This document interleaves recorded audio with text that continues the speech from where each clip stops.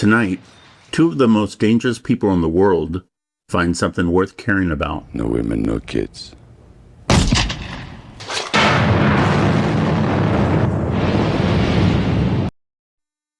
It's movie night at the Silver 8 Cinema, where La Femme Nikita follows a violent young woman given a second chance, and Leon the professional pairs a professional killer with a girl looking for revenge. But first...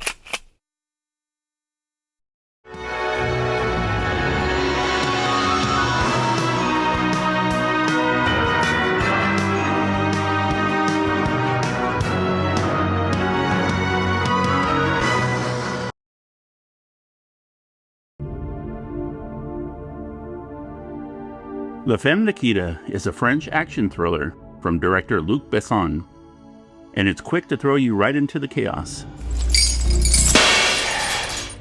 Anne Pardieu is excellent as Nikita, a drug-addicted criminal whose life changes forever after a pharmacy robbery turns into a deadly shootout with the police.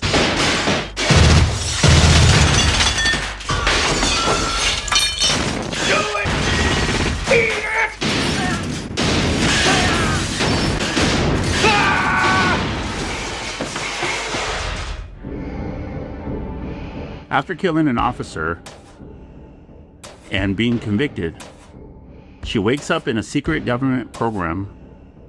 Checky Cario has a calm charm as Bob, the government agent who offers her a second chance, whether she wants it or not. Officially, you're deceased as of Monday at 6 o'clock. The prison doctor confirmed that you committed suicide by taking a massive dose of tranquilizers. You were buried at the cemetery of Maison Alfort, aisle 7, number 30. Right from the start, you could see the movie's influence on female assassin stories that followed. They owe something to Besson for what he does here. He gives the movie plenty of style without making it feel flashy, and the focus stays on Nikita as a person rather than just an action hero.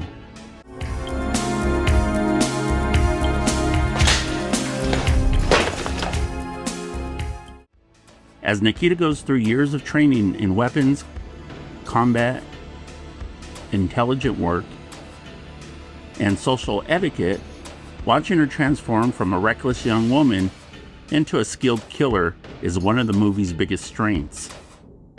Her rebellious spirit constantly clashes with the people trying to reshape her, which makes the training sequences a highlight. I'll maintain a defensive stance, and you will try to hit me in the face. Given a new identity, Nikita tries to build a normal life in Paris, while secretly carrying out assignments. The pacing stays solid throughout, and the movie never drags. She falls in love with Marco, a grocery clerk who knows nothing about her real profession, and the romance feels real. You care about Nikita because she's not just trying to survive dangerous missions anymore. She's trying to hold on to a life that finally means something. The mission scenes are tense because things rarely go according to plan. As the assignments become more dangerous, keeping her personal life from her secret life becomes harder to maintain. The woman in brown. The woman, damn it.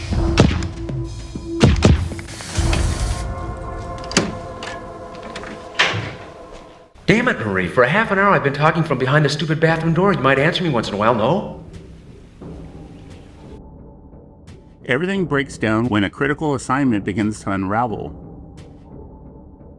Jean Reno makes a big impression as Victor, the legendary cleaner, sent in to handle the situation before it completely falls apart.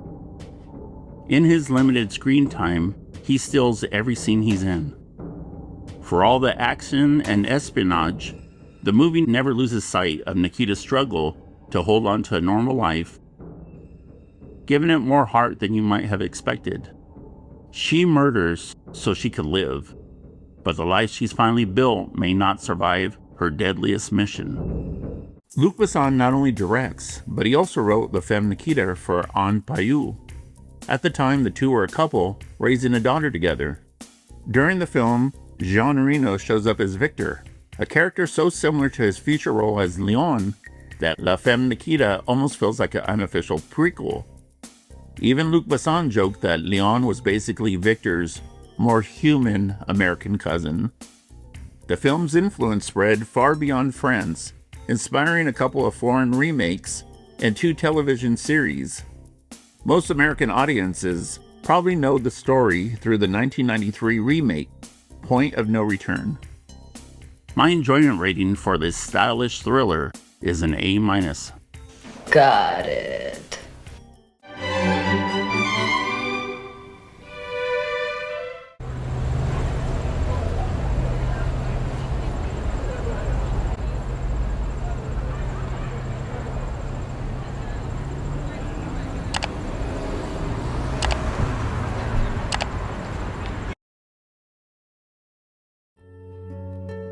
Léon the Professional is an action thriller from director Luc Besson.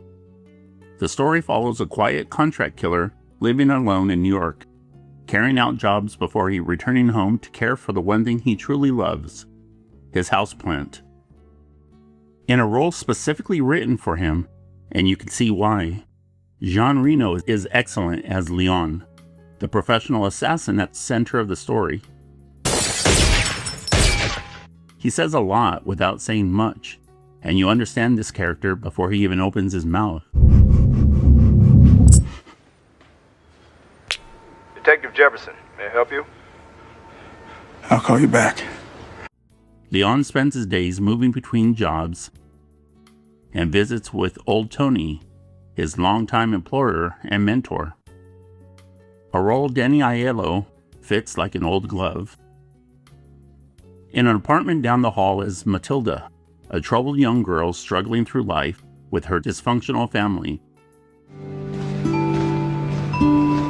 Hi.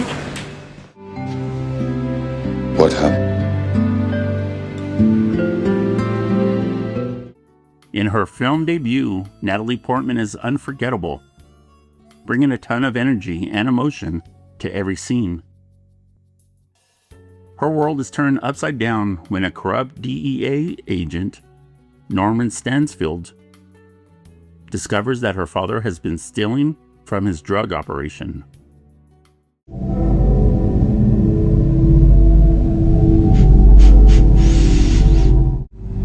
Find out who did by tomorrow, noon. Gary Oldman is completely unhinged as Stansfield. Every scene feels unpredictable because you never know if he's about to have a conversation or kill everyone in the room.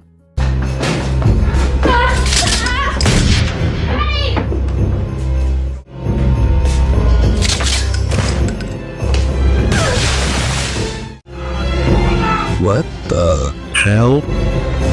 Stansfield is obsessed with Beethoven throughout the movie. I guess Gary Oldman was too. You don't like Beethoven. You don't know what you're missing. Overtures like that get my juices flowing. That same year Léon hit theaters, he also played Beethoven himself in Immortal Beloved. Now that's a true fan. Back to the massacre. The massacre leaves Matilda with nowhere else to go. When Léon makes the unexpected decision to let her into his apartment, the movie finds its emotional core.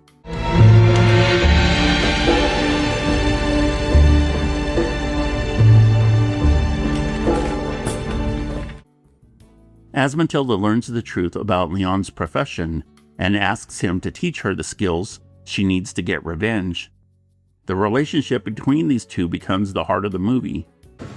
Leon, what exactly do you do for a living? Cleaner. You mean you're a hitman? Yeah. Cool. As Léon teaches Matilda how to use various weapons, she upholds her end of the bargain by running errands and teaching them how to read.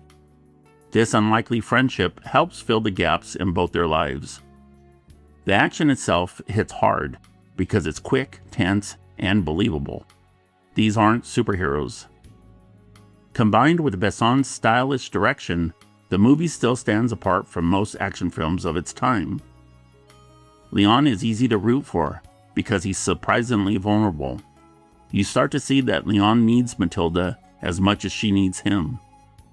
As Matilda's quest for revenge pushes her towards dangerous situations and places both of them directly in Stanfield's path, the tension keeps building towards an explosive confrontation. Nobody sent me. I do business for myself. So this is something personal. You killed my brother. I'm sorry. If you want the job right, hire a professional. But this may be the one job that costs Leon everything.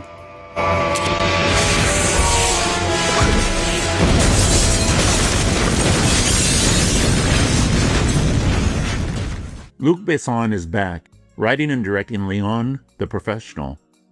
While Besson considered the theatrical cut his preferred vision, the international cut adds another 25 minutes, mostly focused on Leon and Matilda's relationship. Speaking of that relationship, even though it's a role people bring up to her the most, Natalie Portman feels part of it hasn't aged particularly well and can be downright cringy. To show audience that Leon would never take advantage of a young girl, Jean Reno played him as emotionally repressed, almost childlike, believing their bond only worked if it remained completely innocent. Now that it's super awkward, here's one last bit of trivia. During the filming of the finale, a real robber ran out of a store he had just robbed and accidentally stumbled onto the set. Seeing all the police cars and uniformed officers, he assumed they were real cops and surrendered to the extras right on the spot. Here's Gary Oldman with some thoughts on my favorite word of dialogue. I was on the set and we were shooting that scene. I think I played it, bring me everyone. And the actor said, like, everyone? And they said, yeah, everyone. And as a joke, to make Luc Besson laugh, because we had that sort of kind of relationship, and I just did this really loud like that just to make him laugh. I do remember specifically going to the sound guy saying, be careful of your ears because I'm going to do this one really, really loud. And I did that, and it made Luke laugh, and it ended up in the film. So it's become a quotable, iconic line. What do you mean, everyone? My enjoyment rating for this emotional thriller is an A. Always happy.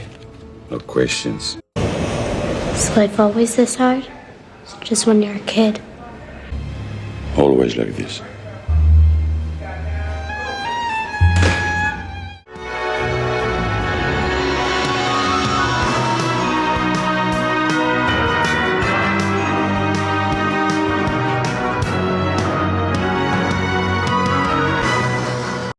I've already finished my popcorn and the movie hasn't even started. Biggie, where are you? Shh, it's about to start. I like these calm little moments before the storm. Thank you for stopping by, and please consider subscribing. And here's another great action double, just in case you missed it. See you next time at the Silver Age Cinema, where one movie is never enough.